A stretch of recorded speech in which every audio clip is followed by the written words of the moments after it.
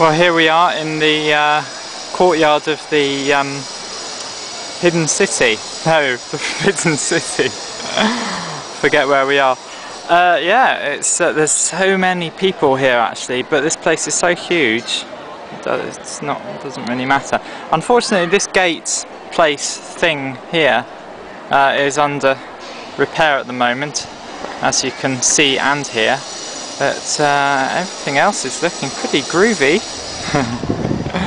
Yeah, so it's quite impressive, really.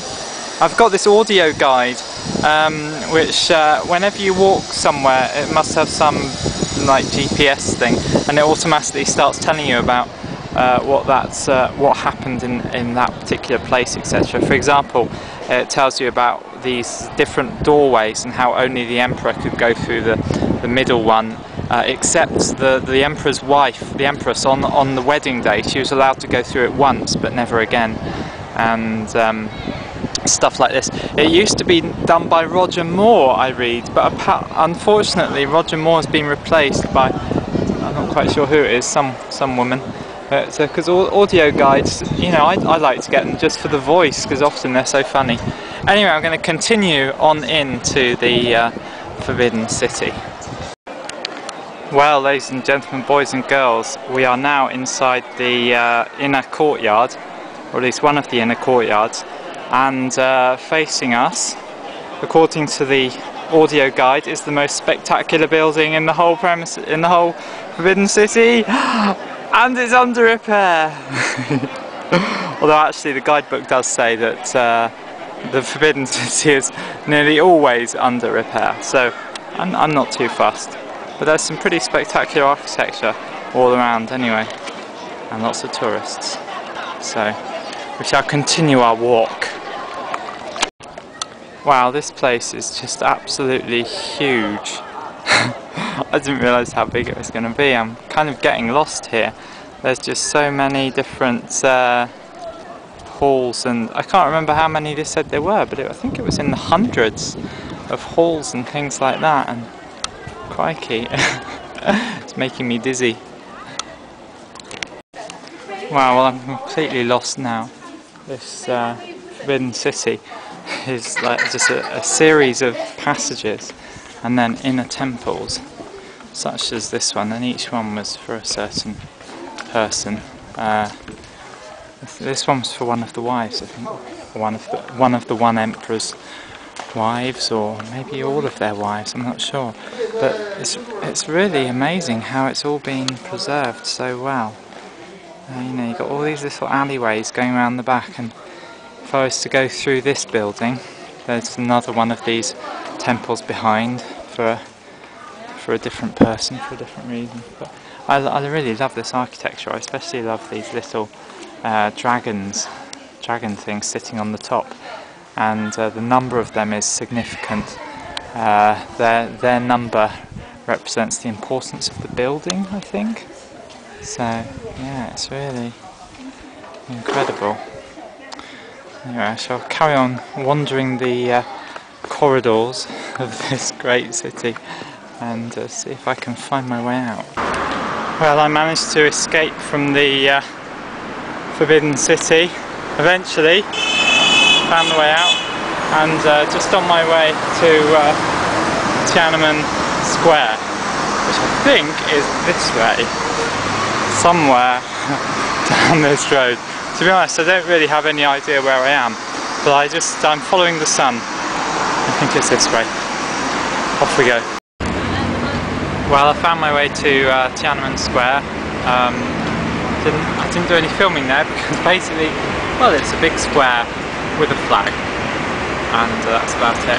And then since then, I thought, oh, I'll just go and buy my ticket to go to my next destination, which is called Datong. So anyway, so I went to the railway station thinking I could get it done in about 5 minutes, and the whole thing took about an hour in the end, because there is a queuing system, but people often don't follow it. They just they kind of push in a lot, And I got the impression that the people, I went to the VIP ticket lounge because I heard they spoke English there, and the people who were queuing up there, I got the impression were like ticket touts, because they were buying tickets in their hundreds and spending absolutely loads of money. Anyway, eventually a woman who did speak Chinese, sorry, English, turned up, and she was very helpful, and I managed to get my ticket. It's something like going to be a 6-hour journey further north towards, well actually no, it's west. The railway goes west and then north.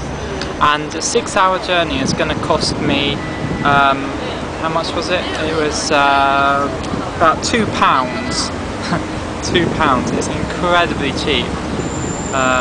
Yeah, absolute bargain. And then after the many hours spent there, I thought, what did I try and do next? It was something else. Oh, the post office, that's right. I went to the post office to send my Beijing card back, which I found in my wallet. Send it back to the authorities in Japan, and God, that took forever. I don't know, maybe it's just me, maybe it's because I don't speak Chinese. Probably is, but things take a very long time.